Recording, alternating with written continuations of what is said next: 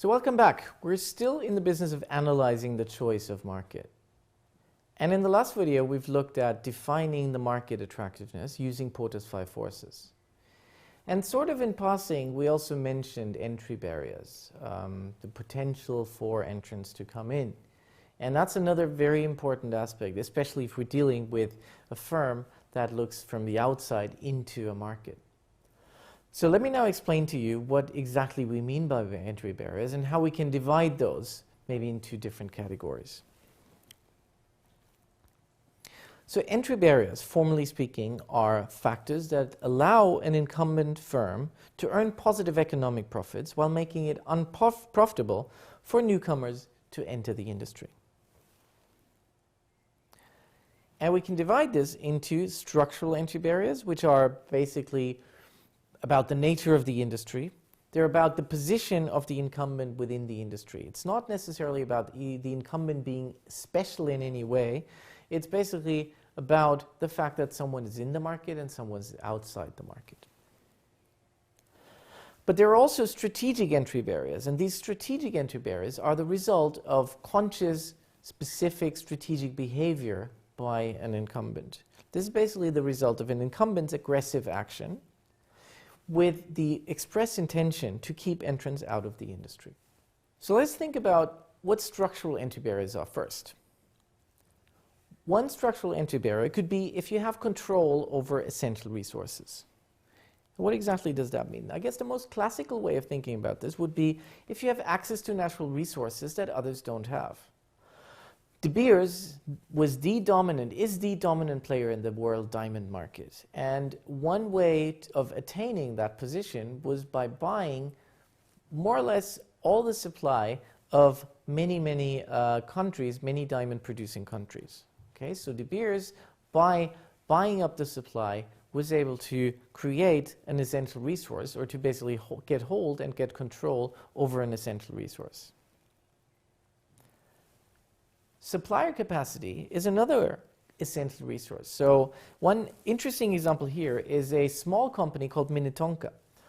Minnetonka invented liquid soap, right? So the soap that we're using a lot now that has more or less replaced or almost replaced a solid soap in many different settings. So Minnetonka invented liquid soap, but one of the problems was that this is basically a consumer good. This is a cosmetic that has a market structure, or the market has a market structure that's very much dominated by large firms like Unilever, like Procter & Gamble, and so on. So how does a small firm like Minnetonka keep hold of the profits that can be made from an innovation like liquid soap? The way they did it is not by trying to protect liquid soap as such. They knew they wouldn't be able to do that. But what they found out is that to make a successful product out of liquid soap, you needed small pumps. You needed plastic pumps. And it turned out that at the time of the invention of liquid soap, it basically had hardly any use, right? So there was hardly any other use for small plastic pumps. And so what Minnetonka simply did is they approached the very few firms that were able to produce plastic pumps and simply bought up 2 years' worth of supplies for plastic pumps. And this meant that even though Unilever and Procter & Gamble were able to very quickly replicate what liquid soap was about, Minnetonka had a 2-year lead of launching products on the market for consumers because they were the only ones with pumps. Patents are another essential resource, basically a legally given resource.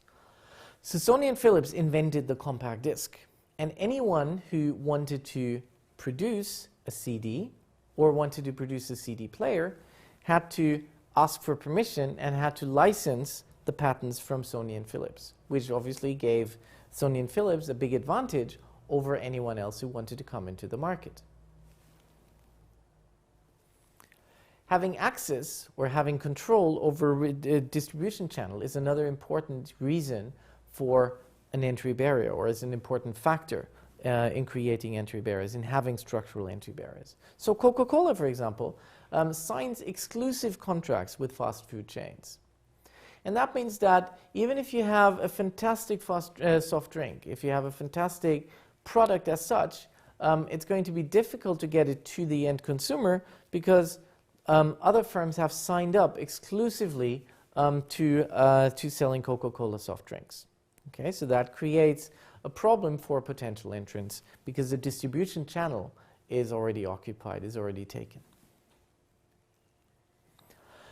Location. Supermarkets will locate in particular malls, in particular shopping malls. They will locate in a particular location. So once they have that top spot, it's going to be very difficult for other supermarkets to enter in a similar geography. So you will see often in a shopping mall of some sort, you will often see just a single supermarket. Why? Because others cannot enter into this shopping mall because it's already taken. The essential resource of an attractive location in a mall is already taken. Finally, timing. Airlines have as one essential resource landing slots, arrival slots at airports. And so this creates a situation where sometimes an airline is bought simply for the fact that they have landing slots at a particular airport. So that recently happened when British Airways bought BMI, a smaller British carrier, from Lufthansa for the main reason that they held landing slots at London's Heathrow Airport, which British Airways wanted to expand their own network of flights.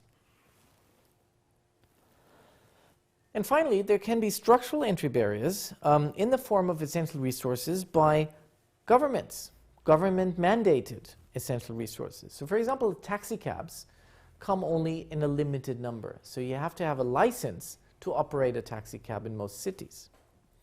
And these may be traded, maybe, these may be licensed out, these may be issued, but in any case, you cannot operate a cab legally if you don't have that badge, if you don't have a license. Similar, but at a larger scale, if you think about mobile phone networks. So mobile phone networks are basically operate on a particular spectrum. And that spectrum was given out by governments, and there was a limited number of carriers, of operators that could that could operate in this bandwidth of spectrum. And if you don't have any of this bandwidth, then there's no way you can operate a mobile phone network in this in a particular market. So governments may ration the number of players that can be in a market. Another structural entry barrier are economies of scale and scope and economies of learning. So what do I mean by that? First of all, there might be something like a minimum efficient scale to operate in an industry. So you cannot produce just a few semiconductors. You cannot have a small plant in which you produce semiconductors because that's going to make you much more expensive than other players in the market that produce at what's called the minimum efficient scale. So in other words, to enter a market, you have to reach minimum efficient scale, and if that minimum efficient scale is large, then it's going to make it very difficult for you to enter.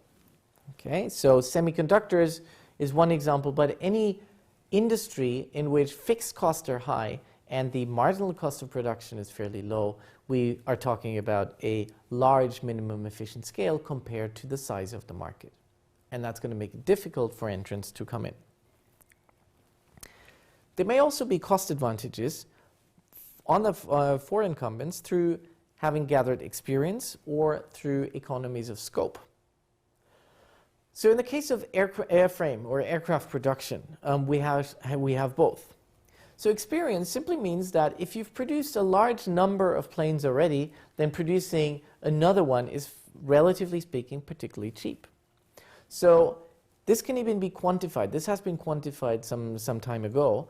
And it says, or it's been found that a doubling in the cumulative quantity produced means a reduction of 20% in the cost of production.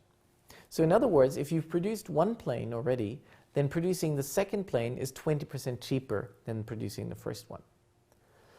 If you've produced 100 planes already, then after producing 200 planes, then the 200th plane is going to cost 20% less to produce than the 100th plane. So that obviously means that if you've built up a large cumulative stock of produced units, it's going to make it very difficult for an entrant to come in because they simply haven't gathered that experience.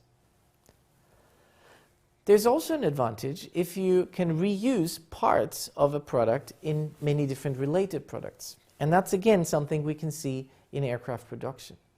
So, for example, you need engines, you need seats, both in small planes and in large planes, and even in medium-sized planes. So what that means is that there is a cost advantage if a firm produces large, small, and medium planes at the same time, because they can reuse some of the parts, some of the components of a product in differently sized planes, in different but related products. So this is what we call economies of scope. A third structural entry barrier are marketing advantages of incumbents. You may simply be able to build up some sort of brand loyalty by initiating, signing up your customers for frequent flyer programs, frequent loyalty programs, frequent buyer programs, if you wish. This is something that makes it difficult or makes it less attractive for someone to switch to a potential entrant. So someone who comes in would have to come in with a much better product or a much cheaper product to make those people switch. And a very similar mechanism is at play when we talk about switching costs. So mobile telephony, many people sign up for long-term contracts. And that means that for a period of 1 year or 2 years, they're basically bound to one particular carrier. And that creates a disincentive for an entrant, because that entrant knows that if these consumers are attached to an existing carrier, it's simply difficult. It's simply less easy for them to gather consumers, because many existing consumers will be attached through long-term contracts. So to summarize, this was all about structural entry barriers.